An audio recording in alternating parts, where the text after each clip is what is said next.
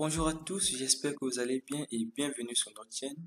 Si vous êtes nouveau sur cette chaîne, n'oubliez surtout pas de vous abonner et d'activer la cloche de notification. Dans cette vidéo, on va s'intéresser à la programmation des LED RGB. C'est quoi une LED RGB? Une LED RGB est une LED un tout petit peu grosse par rapport aux LED qu'on a l'habitude d'utiliser et composée de trois couleurs. Donc en quelque sorte, c'est une LED formée de trois LED. Donc on a la couleur rouge, vert et bleu. Et à partir de ces trois couleurs, on aura la possibilité d'obtenir plus de 16 millions de couleurs ou de teintes différentes. Donc ce qu'il faudrait savoir, c'est que ces LED existent en deux types. On a des LED à anode commune et à cathode commune. Donc la différence entre les deux, c'est juste que dans la LED à anode commune, c'est le 0 V qui permet d'allumer les LED. Et dans les LED à cathode commune, c'est tout l'inverse. C'est plutôt le 5 V qui permet de l'allumer et le 0 V l'éteint. Donc dans cette vidéo, on va utiliser des pins PWM pour notre programme. Donc si vous êtes sous l'Arduino Nano, les pins PWM sont bien ici. Le symbole est là. Ça ressemble à une vague. Donc nos pins PWM sur l'Arduino Nano sont le 3, le 5, le 6, 9, 10 et 11. Sur l'Arduino Nano et Uno, c'est la même chose. Et sur cette partie, je reviendrai sur ça lorsqu'on va l'utiliser un peu plus tard. Et pour cette vidéo, vu qu'on est sur l'Arduino Mega, on va donc utiliser nos pins qui varient de 2 jusqu'à 13.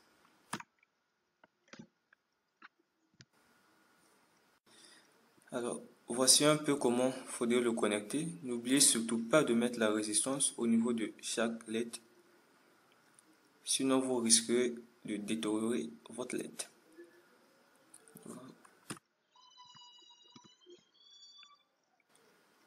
Voilà un peu. Le marron ici correspond à la note commune. Et les autres fils correspondent aux LED R, G et B. De façon simplifiée, ça ressemble à cela. Voilà un peu ce qu'il fallait savoir au début. Avant donc d'ouvrir notre IDE, regardons ensemble ce petit essai.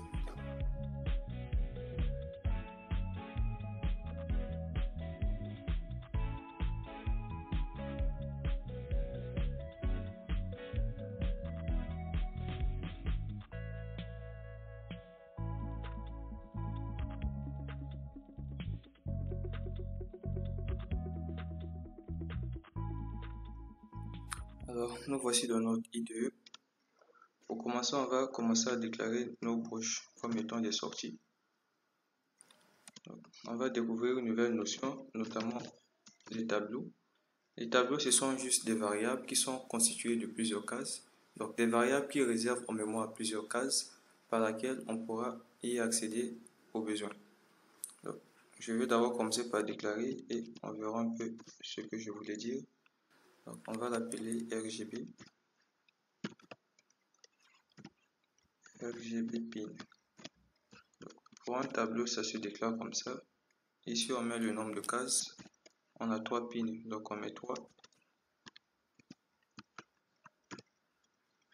Et ici, je mets les valeurs de chaque case. Donc, moi, j'utilise les broches numéro 4, 3 et 2. J'ai préféré les prendre dans l'ordre décroissant.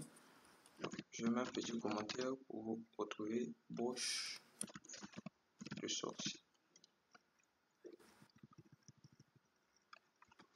Ça va comme ça. Alors, ce que j'ai écrit, ça correspond à quoi? Ce que j'ai écrit, si on veut accéder, par exemple, à la première case, il faut dire écrire comme ceci.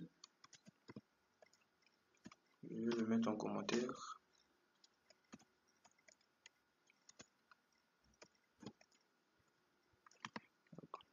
Je reviens.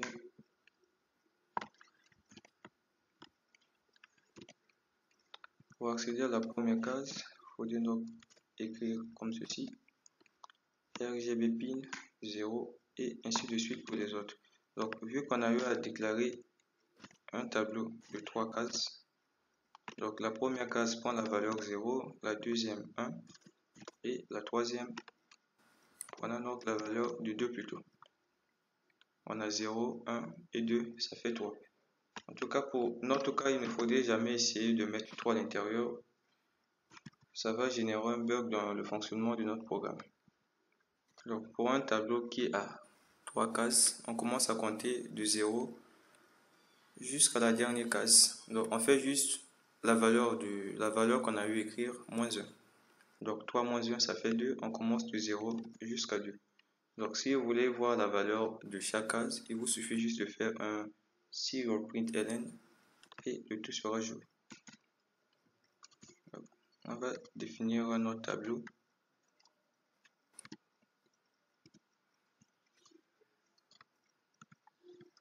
Cette fois-ci, ce tableau va contenir les combinaisons de couleurs, notamment de l'état de nos pins.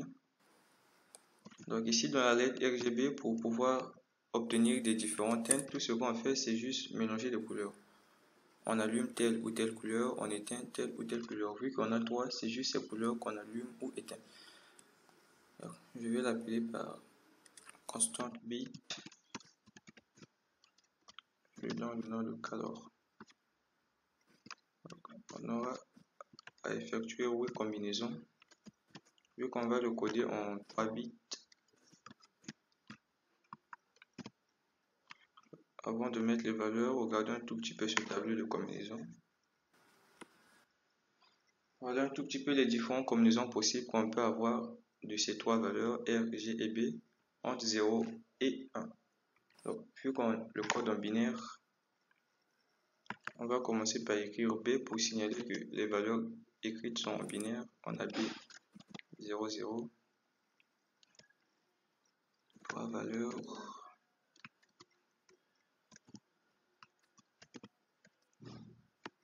Oh, qu'est-ce que c'est?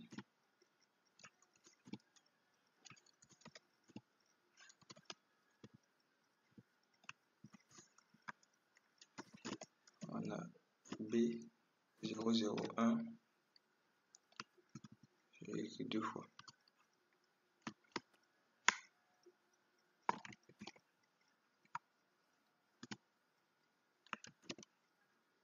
Ici, on aura B 1, 0. On a B 0, 1, 1. Qu'est-ce que c'est? On aura B 1, 1, 0.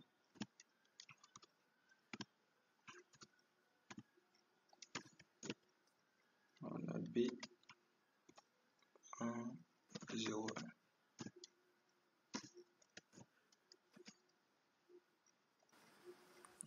1. 0 et enfin 1, 1. Ça nous fait, je pense, un total de 8. 1, 2, 3, 4, 5, 6, 7, 8. Donc voilà un peu, je mettrai un petit commentaire pour dire ce que c'est.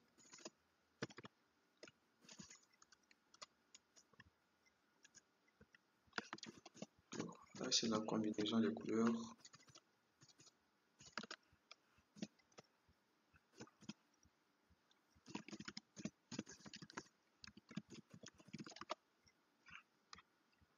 Donc voilà, c'est la même logique, vu qu'ici on en a 8, on a 8 cases.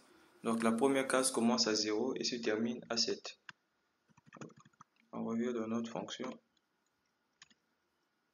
On va définir nos broches comme étant des sorties. Pour cela, on va faire appel à notre book for.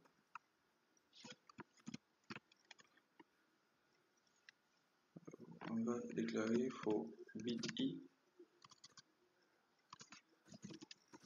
For bit i égale à 0. Si bit est inférieur ou égal le symbole.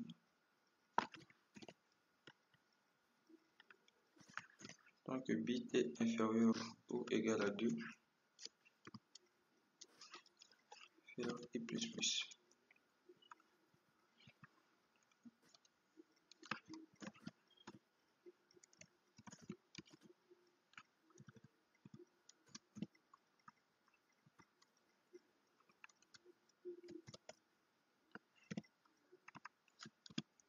On appelle notre fonction pour définir nos broches comme étant des sorties. Cette fois-ci à l'intérieur ici, on va plutôt écrire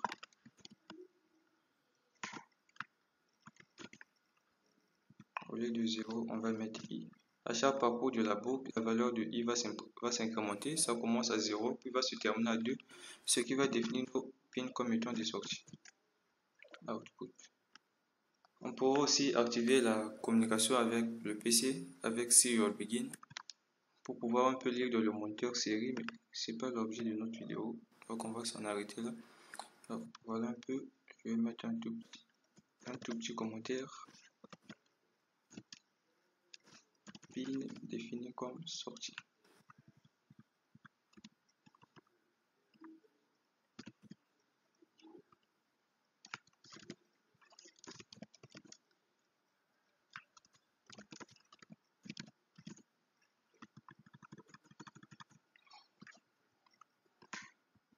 Ici aussi on fera de même. On va donc découvrir une nouvelle fonction qu'on va appeler par bitWidth. Une nouvelle fonction sur minuscule.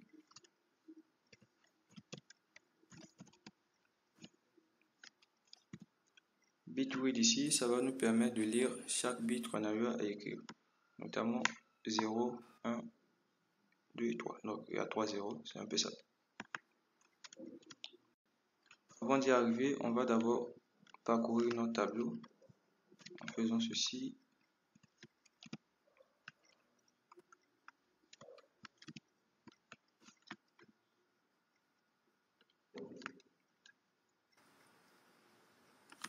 On va mettre ça en double.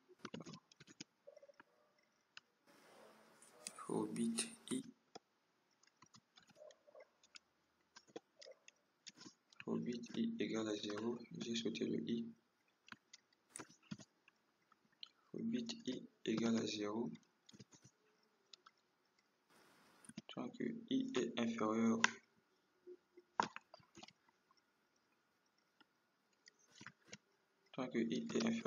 ou égal à 7,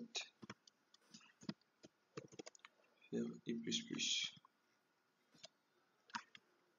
Alors, ici aussi, je mettrai un tout petit commentaire pour savoir ce que ça fait. Alors, ici, je mets quoi? On parcourt les combinaisons, le tableau de combinaison.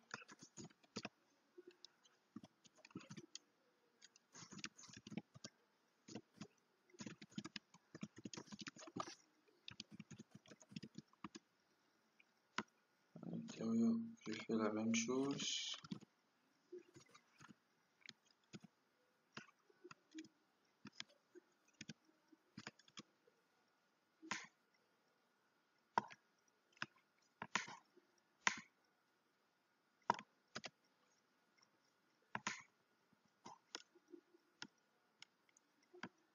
Ici, je dirais par exemple au bit C égale 0, tant que C est inférieur ou égal,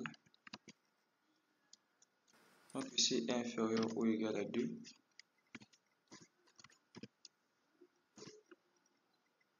faire C++. Donc ici, qu'est-ce qu'on va parcourir? Ici, on va parcourir nos pins.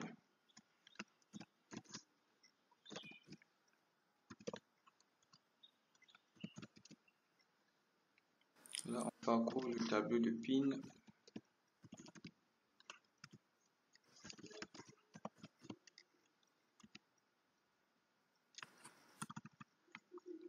On fait appel à notre fonction digitalWrite.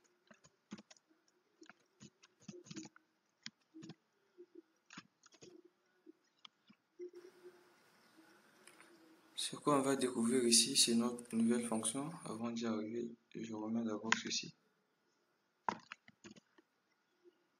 digitalWrite. Voilà, je remplace le C.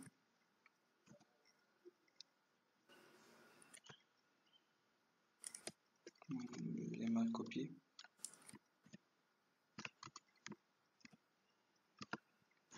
Je remplace le C. Ensuite, je fais appel à notre fonction appelée bitcolor. Bitwidth plutôt. Bitwidth.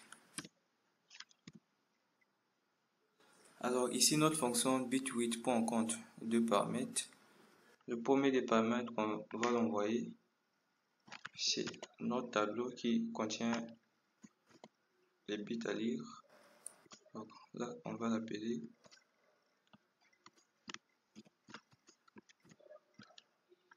notre tableau de bits, ça varie, c'est i, ça varie de 0 à 7, de combinaison de couleurs plutôt, donc on va mettre i. Ensuite, on va donc définir, il s'agit de quel bit. Ici aussi, j'ai omis d'en mettre 1, 0, 1, 2, 3, oui, là je mets la même chose, je mets aussi C.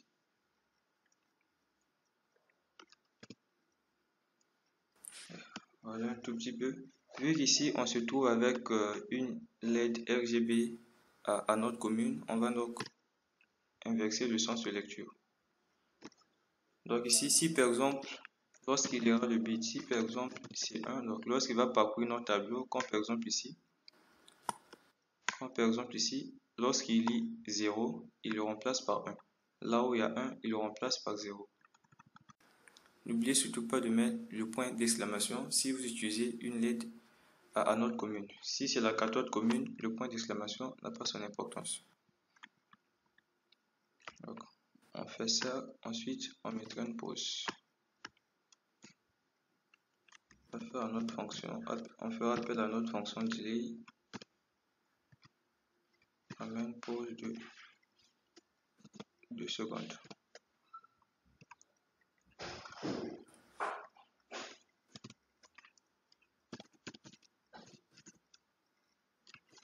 C'est plutôt l'attente. Alors ici, je vais mettre un tout petit commentaire. Ce qui se passe ici, c'est qu'on lit les bits du tableau de combinaison et par rapport à ces bits, on va allumer ou non la broche concernée. Ce qui se passe ici, c'est que dans notre fonction digitalWrite, dans RGB pin, on fait appel au tableau. On envoie la variable C qui varie entre 0 et 2. Donc, au premier tour de notre boucle, C prend la valeur 0. Et lorsqu'on regarde la broche qui se trouve au premier tableau, c'est le numéro 4. Au premier tour, on se trouve ici, vu qu'on a 8 cases qui varient entre 0 et 7. Donc, au premier tour, il prend la valeur 0. On se trouve ici. Donc, on se trouve ici. Il prend la valeur 0. Ensuite, le C varie entre 0 et 2 parce qu'on a codé ça en 3 bits. Donc, comme on peut voir ici, il y a 3 combinaisons de chiffres qui sont là, qui varient entre 0 et 1. Donc ici, au premier tour, C prend la valeur 0. Ça signifie que la broche numéro 4, vu que ça sera 0 ici, donc ça sera 0 partout. C prendra la valeur 0 au premier tour et la valeur 0 au premier tour. C'est un peu ça. Donc ça signifie en quelque sorte que la broche numéro 4, ici dans notre tableau de combinaison de couleurs, on sera à ce niveau-là, la première case, et la broche numéro 4 correspond au bit numéro 1 qui se trouve là, et ainsi de suite. Chaque fois que la valeur de I et de C augmente, des cases et des bits ça change. On va revenir un peu à ce niveau-là. Je n'ai pas eu à fermer. On va donc le fermer. On doit avoir 2 parenthèses à la fin, comme ceci. Et on pourra donc téléverser notre programme.